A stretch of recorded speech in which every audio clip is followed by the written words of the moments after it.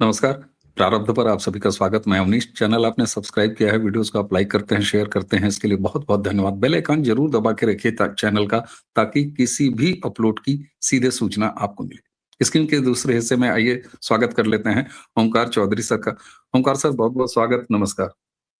नमस्कार, आपके दर्शकों को भी नमस्कार। दर्शकों, आज मकर संक्रांति है और मकर संक्रांति पर आज की चर्चा में हमारे दो नारी शक्तियां हैं। जी हाँ। और मजे की बात ये देखिए कि दोनों की शुरुआत मौ से हो रही है। मौ से मायावती जी, उत्तर प्रदेश से बहुजन समाज पार्टी की राष्ट्रीय अध्यक्ष, और मौ से ममता बनर्जी, वेस्ट बंगाल की मौजूदा चीफ मिनिस्टर। ममता बनर्जी अदालतों के चक्कर काट रही हैं। जी हाँ। कल कलकत्ता हाई कोर्ट ने उनकी बात को नहीं सुना। ईडी ने वहां पर एक जीत हासिल की है।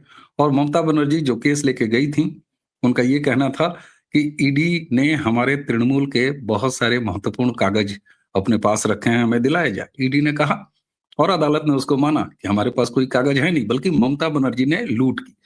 ममता बनर्जी ये चाहती थी कि मामला कलकत्ता हाई कोर्ट में ही चलता रहे। क्यों चलता रहे, ये वो जाने। इसका संकेत एक मिल जाता है कि जब उन्होंने इसके पहले डेट की सुनवाई में अपने गुंडों को भेज के पूरे वातावरण को खराब कर दिया अदालत के। दूसरी तरफ बहन मायावती एक बार फिर उत्तर प्रदेश में समाजवादी पार्टी के कच्चे चिट्ठे को खोलने में लगी। इसके पहले कि ओंकार सर से इस बात की शुरुआत करें, हम पहले ममता बनर्जी, जिनके की केस को आज सुनवाई चल रही है सुप्रीम कोर्ट में, और सुप्रीम कोर्ट में भी उनको झटका लगा है। सुप्रीम कोर्ट नोटिस इशू करने जा रही है। जब तक आप ये वीडियो देख रहे होंगे, नोटिस इशू हो गया। हालांकि कपिल सिब्बल बहुत कोशिश किए, लेकिन उस पर भी सुप्रीम कोर्ट ने कहा कि आप अपने शब्द हमारे मुंह में मत डालिए, ये बेहद गंभीर मामला है। दो चीजें मैं आपको दिखाऊंगा। सबसे पहले जरा ममता बनर्जी के खिलाफ क्या क्या हुआ है, इसकी एक बानगी देख लीजिए। ये बानगी आपको बताती है कि ममता बनर्जी हाईकोर्ट में पिटने के बाद अब सुप्रीम कोर्ट में भी बुरी तरह पिटने जा रही हैं। सुनवाई के दौरान सुप्रीम कोर्ट ने कहा कि यह गंभीर मामला है, हम इस पर परीक्षण करेंगे, नोटिस इशू करेंगे। सिब्बल ने कहा पहले हमारी बात सुन लीजिए, और उन्होंने तर्क दिया कि इलेक्शन के बीच में ये बात उठाई गई है, इसलिए इसके राजनीतिक वो एंगल हो सकते हैं। सुप्रीम कोर्ट ने कहा कि आप अपने शब्द हमारे मुंह में मत डालिए, आप हमें नोटिस इशू करने से नहीं रोक सकते, और गंभीर मामला। यानी कि शुरुआत ममता बनर्जी की यहां भी बेहद खराब रही है, और ममता बनर्जी अब पूरी तरह अदालतों के और कानूनी प्रक्रिया के बीच में फंसी हैं, उनकी अराजकता को लेकर।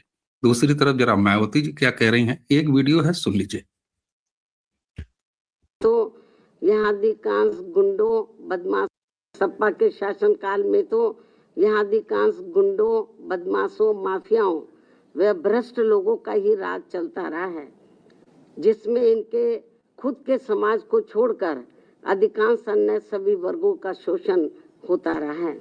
और इस मामले में दलित वर्ग के लोगों का तो इनकी सरकार में सबसे ज्यादा उत्पीड़न हुआ है, जिनके समाज के बीएसपी की प्रमुख नेता को भी सपा से अलग होने पर, जब गठबंधन की सरकार थी तो सपा से अलग होने पर दिनांक 2 जून सन 1995 को यूपी के लखनऊ सरकारी गेस्ट हाउस में मेरे ठहरने के दौरान वहां सरकारी मशीनरी की मदद से सपा के कई हजार गुंडों व बदमाशों आदि ने, जो उस दिन मेरे ऊपर जानलेवा हमला करने का पूरा प्रयास किया। ओंकार सर, हम इसको थोड़ा बाद में भी सुनवाएंगे जब इस चर्चा पे आएंगे। उन्होंने गेस्ट हाउस कांड को याद दिलाया, उसके बाद उन्होंने पीडीए का भी कच्चा चिट्ठा खोला कि अखिलेश यादव के पीडीए का क्या मतलब है। लेकिन जरा ममता बनर्जी पर आज सुप्रीम कोर्ट ने जो दोहरा थप्पड़ मारा है, कल हाई कोर्ट ने कलकत्ता और आज सुप्रीम कोर्ट, क्या ममता बनर्जी का फ्रस्ट्रेशन वाकई एक ट्रैप में फंसता हुआ दिखाई दे रहा है, जब वो कानूनी और अदालतों के फेर में पड़ गई हैं भाषणबाजी के बाद? अवनीश जी, आजादी के बाद अब तक, और जब से ये पीएमएलए एक्ट बना है और ईडी की कार्रवाइयां हो रही हैं, तब से लेकर के अब तक किसी भी राज्य की मशीनरी की ये हिम्मत नहीं हुई कि रेड के दौरान, छापों के दौरान उनको जाकर के डिस्टर्ब करें, उनके काम में बाधा डालें, या जो दस्तावेज वो जांचने पड़ताल करने के लिए आई हैं, उनको खुर्द-बुर्द करें, उसको जब्त करें, उसको लेकर के छीन करके भाग जाए। ऐसा कभी नहीं हुआ और ये ममता बनर्जी ने कर दिया। मुख्यमंत्री पद पर आप बैठी हुई हैं। मुख्यमंत्री हो, मंत्री हो, केंद्र के मंत्री या प्रधानमंत्री हो, उन सब की जिम्मेदारी क्या होती है? क्योंकि वो संवैधानिक पद पर बैठे हुए हैं, उन्होंने शपथ ग्रहण की है पद संभालने से पहले। संविधान की रक्षा करने की भी शपथ अहद उठाई है उन्होंने। और उन्होंने क्या किया है? उन्होंने सेंट्रल एजेंसी के काम में केवल बाधा नहीं डाली, उनको धमकाया और अपने कलकत्ता के पुलिस कमिश्नर और डीजीपी को लेकर के धमकाया। पुलिस बल के साथ वो गई दनदनाते हुए और उन्होंने जो डिवाइसेस थी प्रतीक जैन की वो अपने कब्जे में कर ली, फाइलें अपने कब्जे में कर ली और केवल उनके घर से नहीं, उनके दफ्तर से भी बहुत सारा मटेरियल, बहुत सारे दस्तावेज, मोटे-मोटे गट्ठर जो है उठा करके अपनी गाड़ी में डलवा लिए। ये ऑन कैमरा हुआ है साहब। ऑन कैमरा ना होता तो इनके वकील पता नहीं अब तक क्या-क्या कहानियां बना चुके होते और उनको अदालत में अब तक तो अपनी तरफ से आरोप मुक्त कर देते और कहते कि ये तो ईडी झूठ बोल रही है कि उनसे कोई दस्तावेज छीन करके ले जाए गए हैं। वो तो सारा कुछ ऑन कैमरा है। सीसीटीवी फुटेज भी मिल जाएंगी आपको अगर वहां सीसीटीवी होंगे तो। लेकिन जब सारा कुछ ऑन कैमरा है और टेलीविजन चैनलों की फुटेज है तो बाकी की किसी की जरूरत है नहीं। ममता बनर्जी बहुत बुरी तरीके से फंस चुकी हैं। जैसा आपने भी कहा अपने इंट्रो में कि कलकत्ता हाई कोर्ट ने कल इनकी याचिका को खारिज कर दिया क्योंकि इन्होंने आरोप लगाया था कि वहां से बहुत सारे उनके चुनावी दस्तावेज, जो रणनीति बनाने वाले, जो कैंडिडेट की लिस्ट थी, तमाम दूसरे दस्तावेज थे, ईडी उनको उठा करके ले गई। ईडी ने कहा हमने एक भी दस्तावेज जब्त नहीं किया है और हाई कोर्ट ने कहा कि जब जब्ती का मामला ही नहीं है, किसी डॉक्यूमेंट को ले जाने का मामला ही नहीं है, तो हम टीएमसी की ये याचिका ही खारिज करते हैं। तो पहला झटका इनको हाई कोर्ट से लगा, दूसरा झटका आज सुप्रीम कोर्ट से लगा है और सुप्रीम कोर्ट के विद्वान जस्टिसेस ने जो टिप्पणियां की हैं, जिस तरीके से कपिल सिब्बल को एक तरीके से फटकारा है, जो वो सफाई देने की कोशिश कर रहे थे और चीजों को जिस तरीके से एलोबरेट करने की कोशिश कर रहे थे, उसको लेकर के एक तरह से नाराजगी भी जाहिर की है। क्या कपिल सिब्बल ये कहने की कोशिश कर रहे हैं कि जिन राज्यों में चुनाव होने वाले होते हैं या चुनाव की प्रक्रिया शुरू हो चुकी हो, वहां पर सेंट्रल एजेंसियों को भ्रष्टाचार के मामलों की जांच पड़ताल भी बंद कर देनी चाहिए? और अगर ऐसा होता रहा हो अतीत में, जब मनमोहन सिंह की सरकार थी या राज्यों में कांग्रेस की सरकारें हुआ करती थी, तो तब तो अलग बात है साहब। ये भी केंद्र में मंत्री रहे हैं तो इनको तो याद होगा ये सारा कुछ। तो अगर अतीत में ये सब नहीं हुआ या कोई संविधान में व्यवस्था हो या सुप्रीम कोर्ट के कोई स्टैंडिंग ऑर्डर हो या चुनाव आयोग के कोई ऑर्डर हो कि भाई जैसे ही किसी राज्य में चुनाव आने की आहट सुनाई दे 6 महीने पहले सारी एजेंसियों को हाथ पर हाथ रख करके बैठ जाना चाहिए, उनको उस राज्य की तरफ मुंह उठा करके भी नहीं देखना चाहिए, वहां फटकारना भी नहीं चाहिए, तब तो अलग बात है।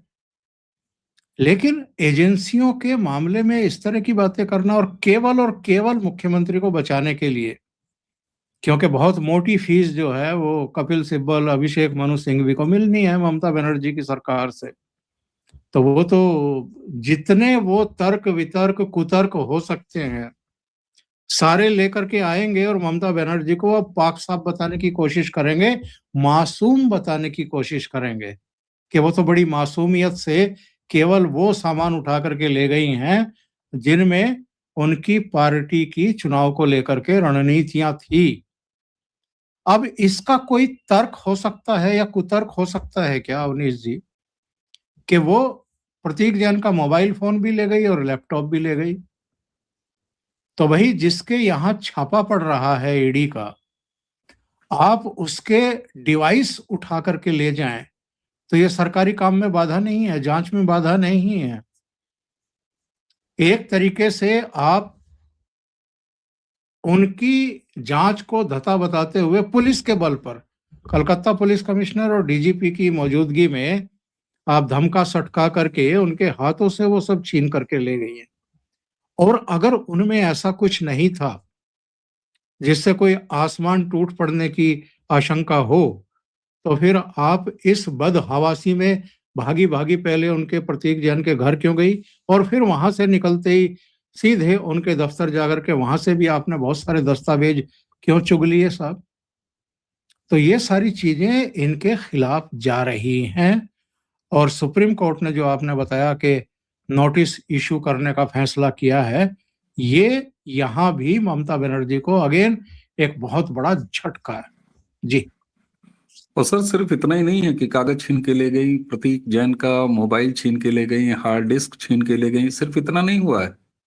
सुप्रीम कोर्ट में ईडी ने ये कहा है कि ममता बनर्जी ने उनके एक अधिकारी का मोबाइल भी लूटा है। तो अब तो ये कंफ्यूजन आ रहा है कि जिसको वो प्रतीक जैन का मोबाइल दिखा रही थी, क्या वो ईडी के उस अधिकारी का मोबाइल, और मोबाइल छिनैती के आरोप में अब तो क्रिमिनल कॉन्स्पिरेसी में फंसेंगी। कागज पत्र तो मान लीजिए हो गया, यहाँ सीबीआई के इंक्वायरी की भी बात ईडी कर रही है। और सीबीआई तो सेंट्रल एजेंसी है। दर्शकों, अब आप सोचिए कितने गहरे कानूनी दांवपेच में फंस रही है ममता बनर्जी। ईडी अभी तक मनी ट्रेल या मनी मैटर की जांच कर रही थी, लेकिन सीबीआई जब आएगी तो अब ममता बनर्जी मोबाइल लूट में अंदर जाएंगी। उन्होंने खुद ये रास्ता अपने लिए चुना है, क्योंकि ईडी ने साफ तौर पर कहा है, और ईडी की एक याचिका में ये भी कहा है कि ये पुलिस लेके आई, और डीजीपी को भी सस्पेंड करने की एक एप्लीकेशन, तीसरी एप्लीकेशन सुप्रीम कोर्ट में लगाई है ईडी ने। और अब ममता बनर्जी किस कानूनी पेच में फंस चुकी हैं ये ममता। क्या सर, कोई अपराधी कभी पुलिस से पंगा नहीं लेता, कानून के पचड़े में नहीं फंसना चाहता। कोई राजनेता आ बैल मुझे मार नहीं कर सकता। अरे प्रतीक जैन के यहाँ हो रहा था, ईडी की छापा चल रहा था, ईडी कोयला जांच के गुप्त। लेकिन ममता बनर्जी ने सीबीआई, मोबाइल लूट, मुझे आजम खान याद आते हैं, बकरी लूट, शराब की दुकान से पैसा लूट, इस तरह के मामला। ममता बनर्जी का ये इतना बड़ा जो निचला स्तर दिखाई दे रहा है, क्या राजनीतिक शिकस्त मान बैठी है ममता बनर्जी, और इसलिए ये सारी हरकतें हैं। क्योंकि राजनीतिक लड़ाई इस तरह से तो नहीं लड़ी जाती। वो गुंडई करके किसको क्या संकेत दे रही हैं? क्या ये बता रही हैं कि 7 करोड़ 8 करोड़ मतदाताओं वाला वेस्ट बंगाल की गुंडी है, गुंडई करेगी?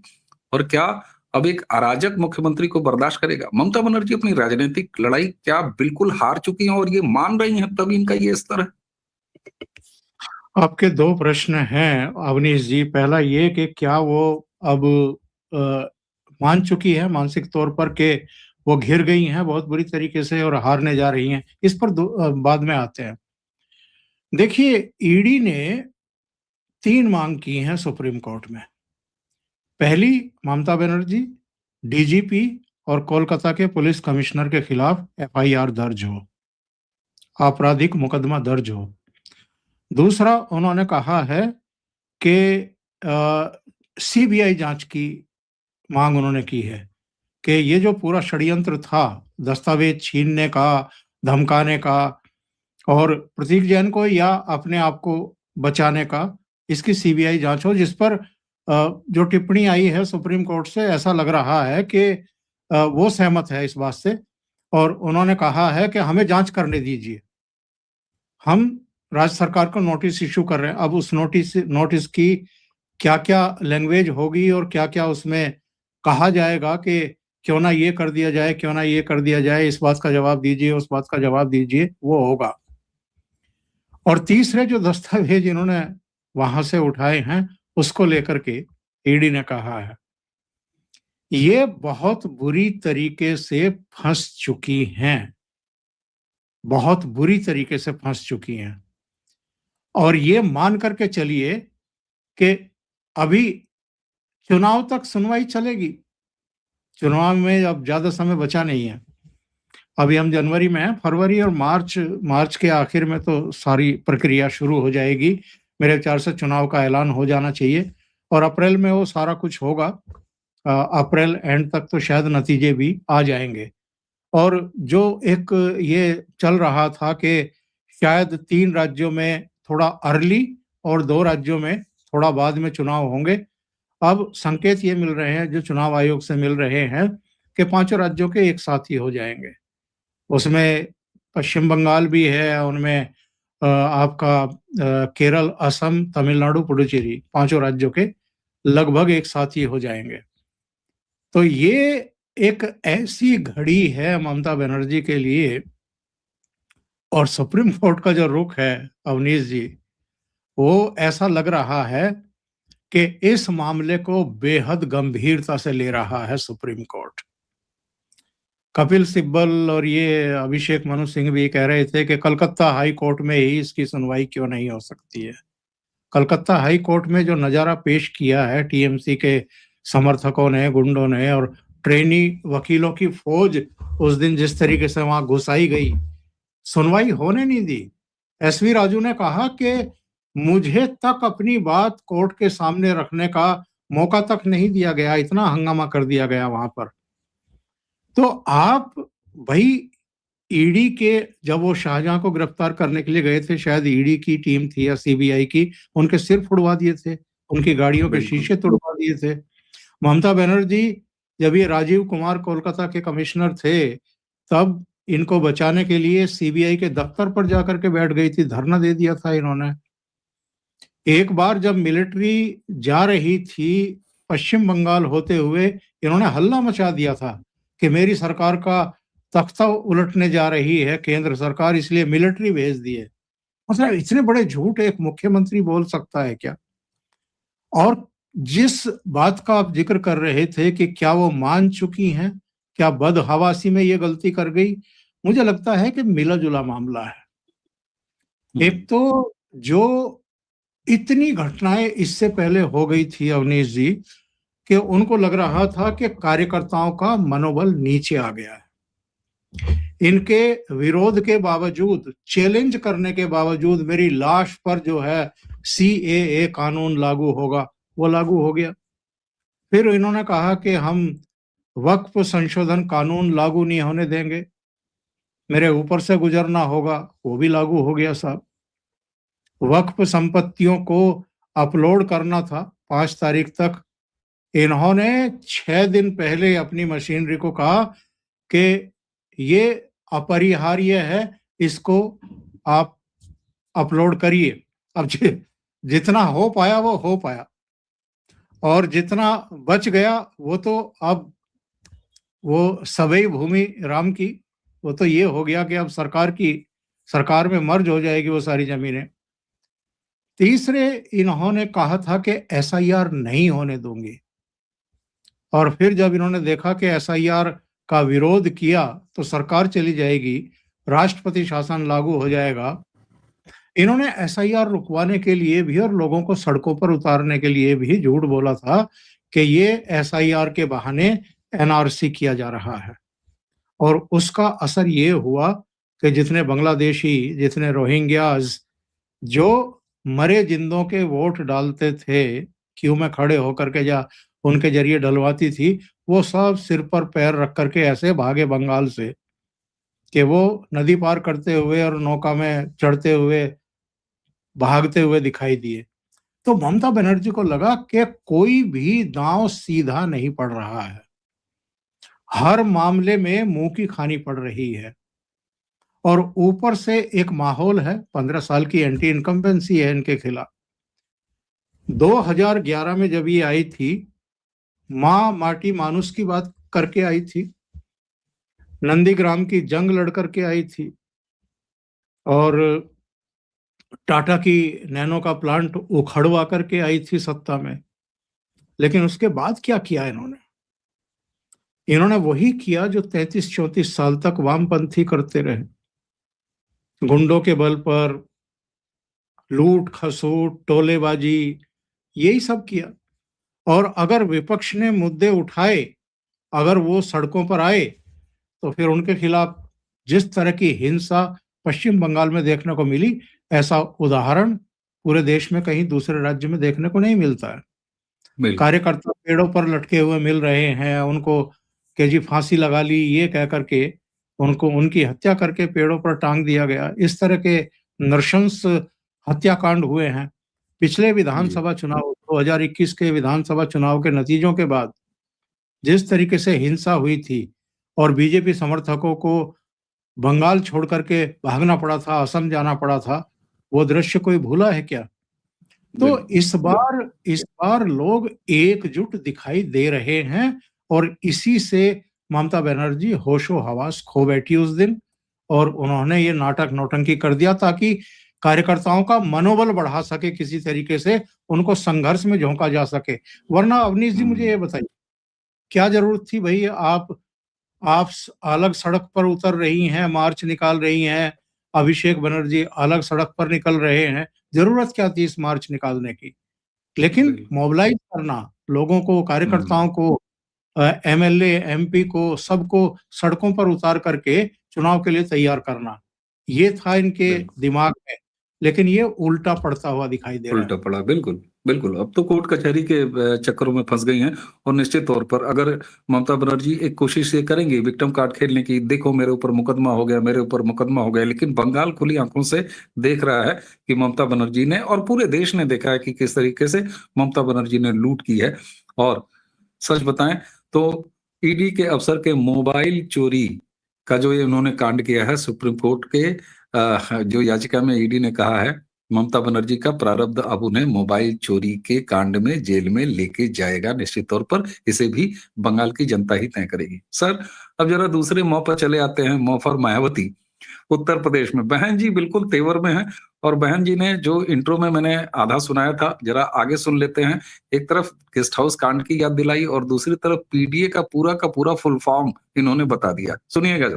1995 को यूपी के लखनऊ सरकारी गेस्ट हाउस में मेरे ठहरने के दौरान वहां सरकारी मशीनरी की मदद से सपा के कई हजार गुंडों व बदमाशों आदि ने जो उस दिन मेरे ऊपर जानलेवा हमला करने का पूरा प्रयास किया है, ये सब भी किसी से छिपा नहीं है। इसके अलावा दलित एवं अन्य पिछड़े वर्गों में जन्मे हमारे महान संतों, गुरुओं व महापुरुषों की भी इनकी सरकार में हर स्तर पर काफी उपेक्षा की गई है। संसद में दलितों के पदोन्नति में आरक्षण से संबंधित लाए गए बिल को भी सपा के सांसदों द्वारा फाड़ दिया गया था। मान्यवर श्री कांशीराम जी के देहांत होने पर इनकी सरकार द्वारा इनके सम्मान में एक दिन का भी राजकीय शोक घोषित नहीं किया गया था। पिछड़े वर्गों का भी आरक्षण संबंधी ज्यादातर लाभ इनकी सरकार में केवल इनका खुद का अपना समाज ही उठाता रहा है। मुस्लिम समाज भी ज्यादातर उपेक्षित ही रहा है। ये है इनके पीडीए की असली पहचान।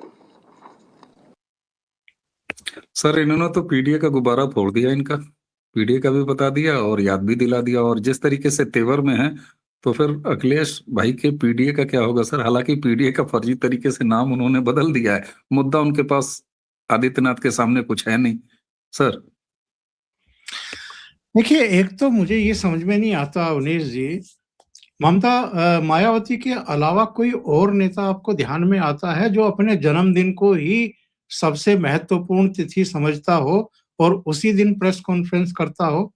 इसके अलावा चाहे धरती इधर से उधर हो जाए, आसमान फट जाए, धरती फट जाए, कभी बहन जी प्रेस कॉन्फ्रेंस करती हुई दिखाई नहीं देती और कभी मुद्दों पर अब आंदोलन करती हुई भी दिखाई नहीं देती हैं। और उसी का नतीजा है, मैं ये देख रहा था 2007 में जब ये सत्ता में आई थी, देखिए इनका वोट प्रतिशत था 30.43% और इनकी सीटें जो हैं वो 206 आई थी, 108 सीटें बढ़ी थी। समाजवादी पार्टी की 143 से घट करके आ गई थी 97 पर और उसका वोट परसेंट 25.43 पर आ गया था। अब भारतीय जनता पार्टी का तो मैं क्या उल्लेख करूं, 51 सीटें आई थी हाँ उस समय और तो 37 सीटें घट गई थी उनकी, और कांग्रेस की 22 आई थी, 3 सीटें उनकी भी घटी थी। लेकिन मैं 2022 का देख, फिर 2005 से मैं सीधे 2022 पे गया कि इन 15 सालों में बहन जी ने क्या किया है और क्या हाल हुआ है बहन जी का। एक सीट आई है बहन जी की 2022 के विधानसभा चुनाव में, 18 सीटें घट गई हैं इनकी, और इनका वोट और परसेंटेज रह गया है 12.88। जी 2007 में जो 30% से ऊपर था, वो 2022 आते आते 13% के आसपास रह गया है। क्यों हुआ ये सब? क्योंकि खुद ममता बनर्जी जब सत्ता में रही 5 साल, बहुत निरंकुशता के साथ, मायावती, हाँ, मायावती जो 5 साल सत्ता में रही, वो ममता दिमाग में घुस गई है आपने 22 मिनट तो बहन जी जो 5 साल सत्ता में रही और जिस तरह का निरंकुश शासन इन्होंने चलाया, और जिस तरह की बॉडी लैंग्वेज इनकी उस समय हुआ करती थी, ब्यूरोक्रेसी का भी जिस तरीके से इन्होंने एक तरीके से मिसयूज किया, उसका नतीजा है कि आज एक मेंबर विधानसभा में है और एक ही मेंबर अभी राज्यसभा में है। उसका भी कार्यकाल इस साल के आखिर में खत्म हो रहा है, राज्यसभा वाले का भी। यानी पार्लियामेंट के दोनों सदनों से आप गायब, उत्तर प्रदेश से आप गायब। एक समय काशीराम के समय पंजाब में इनका जनाधार हुआ करता था, वहां से 3 सांसद चुन करके आते थे, और वो अब बिल्कुल खत्म, लगभग खत्म हो गया है। कई राज्यों में, मध्य प्रदेश में भी, बिहार में भी, महाराष्ट्र तक में इनका एक जनाधार हुआ करता था, वो कहाँ चला गया? अब आते हैं इन्होंने जो कुछ कहा उस पर, तो अखिलेश बाबू पर जो इन्होंने कहा, मोतीलाल वोरा राज्यपाल हुआ करते थे उत्तर प्रदेश के जिस समय ये कांड हुआ था, तो मोतीलाल वोरा से मेरे बड़े अच्छे रिश्ते थे, और वो सारा प्रकरण वो बताते थे बहुत अच्छे तरीके से। तो मायावती के साथ जब ये हुआ था, तो मायावती ने गेस्ट हाउस से गवर्नर को भी फोन किया था, और फिर जो भी वो कर सकते थे उन्होंने किया था। और मुझे लगता है कि इनको भूलने की बीमारी है बीच बीच में। 2 बार हाँ तो बीच में बुआ बबुआ हो गए थे, दोनों लोग हाँ, बुआ और बबुआ एक साथ हो गए थे। लेकिन एक चीज और है सर, अभी पिछली एक रैली किया था, बहुत बड़ी रैली थी, मैं था लखनऊ में, और योगी जी की भूरी भूरी प्रशंसा किया उन्होंने। और एक आरोप बहन जी पर ये भी लगता है कि चुपचाप अपने वोट जो है वो शिफ्ट करा दिया है बीजेपी की तरफ, और अखिलेश पे दनादन फायर थी, आज भी बीजेपी पे एक शब्द नहीं बोला इन्होंने। एक्चुअल में आप कह सकते हैं कि यस, आप कह सकते हैं कि नहीं, ये अर्ध सत्य है कि इन्होंने बीजेपी की तरफ अपना वोट बैंक शिफ्ट कर दिया।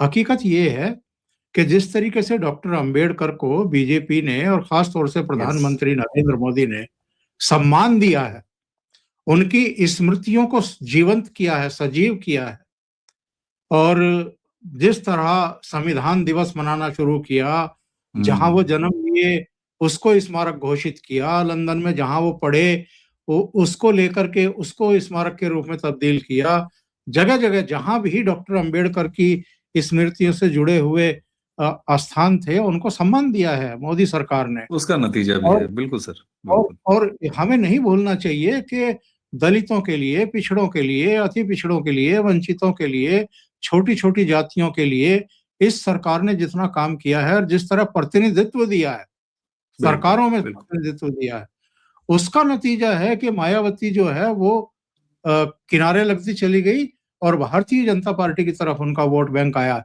लेकिन अभी भी मैं ये कह रहा हूं कि अभी भी अगर 13% वोट उनके पास है, तो जो उनका ठुक्कर के वोटर डे 1 से है, जब DS4 बना था तब से इनके साथ जुड़ा हुआ है, वो आज भी इंटैक्ट है। बिल्कुल, अभी वो इंटैक्ट है। वो इंटैक्ट है, वो कहीं नहीं गया। बीच बीच में जो बाकी लोग आते रहे, इनको मजबूत करते रहे, अब उनको फिर से जोड़ने के लिए ये कह रही हैं कि जी वो क्षत्रिय विधायकों की बैठक हुई, ब्राह्मणों की हुई, फला की हुई, ढिमकाने की हुई, लेकिन सब एक चीज तो ऐसा। है सर, हम्म, अखिलेश बाबू को तो ये गहरा चोट दे के जाएंगी, ये स्ट्रेटजी साफ है, क्योंकि ये तो लठ लेके दौड़ाती रहती हैं, बीच में थोड़ा सा बहक जाती हैं, ये अलग बात है। हाथी है सर, दाएं बाएं हो जाता है, बड़ा हाँ, जानवर है। तो बहन जी की राजनीति भी इसी तरह से चलेगी। कुल मिला के जिस तरीके से ये राग से राग मिला रही हैं योगी आदित्यनाथ जी के साथ, उनकी बड़ाई करती हैं, पिछली रैली में लाखों अपने कार्यकर्ताओं को उन्होंने एक संकेत तो दे ही दिया कि ये गुंडे हैं लाल टोपी वाले, लेकिन बाबा जी सही हैं। तो अगर उनके समर्थकों को ये लगता है कि सरकार उनकी नहीं बनेगी, तो निश्चित तौर पर उनका झुकाव कहाँ होगा, ये धीरे धीरे बड़े स्मार्टली संकेत दे रही हैं मायावती। हाँ, सपा का चरित्र चित्रण उन्होंने बड़े साफ तौर पर आज कर दिया, और पीडीए का जिस तरीके से गुब्बारा उन्होंने फोड़ा है, कहा है कि भैया केवल अपना समाज सैफई और इसके अलावा कुछ है नहीं, इन्होंने तो मुसलमानों को भी धोखा दिया है। तो आजम खान का इशू लोग देख ही रहे हैं, अतीक और मुख्तार की गति देख ही रहे हैं। बाबा जी को चैलेंज किया कि माफिया को क्यों नहीं कंट्रोल करते, तो मिट्टी में मिलवा दिया, एक ये भी सेंटीमेंट है। तो दर्शकों, ममता बनर्जी किस तरीके से अपने प्रारब्ध की तरफ बढ़ रही हैं, ये भी आप देख रहे हैं। इसीलिए कहते हैं कि थोड़ा संतोष और धीरज रहे तो आदमी खुद गड्ढे में गिरता है, जो कि ममता बनर्जी का हाल हुआ है। मायावती जी उत्तर प्रदेश में एक अलग गोला फेंक चुकी हैं, और उस गोले से अखिलेश यादव को क्या फर्क पड़ना है, ये 2027 में दिखाई देगा। अभी बहुत सारी गर्मी बातें बाकी हैं। तो आज भारतीय राजनीति की दो नारी शक्तियों ममता बनर्जी और मायावती के जरिए ओंकार सर के साथ एक चर्चा आपके सामने रही। कैसी लगी चर्चा जरूर बताइएगा कमेंट में। और हाँ, चैनल आपने सब्सक्राइब किया, वीडियोस को आप लाइक करते हैं, शेयर करते हैं, आपका बहुत बहुत धन्यवाद। चैनल के बेल आइकन को जरूर दबा लीजिएगा, ताकि आपको हर अपलोड की सूचना मिले। जैसे आप प्रारब्ध को स्नेह देते हैं, ओंकार सर के दोनों प्लेटफॉर्म्स को उसी तरह स्नेह देते रहिए। तो आज की चर्चा अब यहीं समाप्त। मुझे यानी अवनीश और ओंकार सर दोनों को आज्ञा दीजिए। नमस्कार, प्रणाम, जय जय श्री राम। जय जय श्री राम, जय हिंद।